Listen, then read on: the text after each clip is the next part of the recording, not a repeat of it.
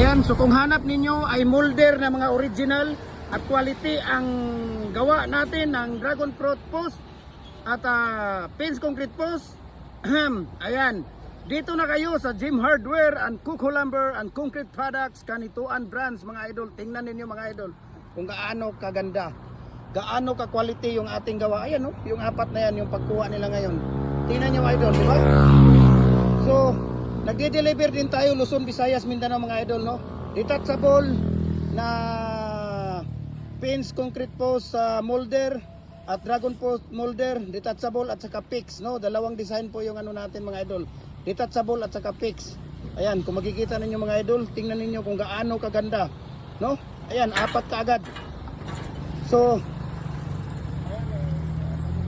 dito lang tayo sa Jim Hardware, Kuko Lumber, Concrete Products, Kanituan Brands, near Bulao Bridge, Cagayan de Oro City.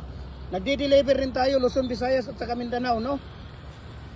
Lalo na sa ating mga concrete products.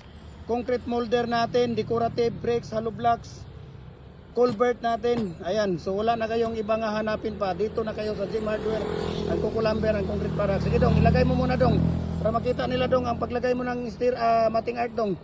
Isa lang muna dong, isa. Ayan. So ganyan lang po ang paglagay, no?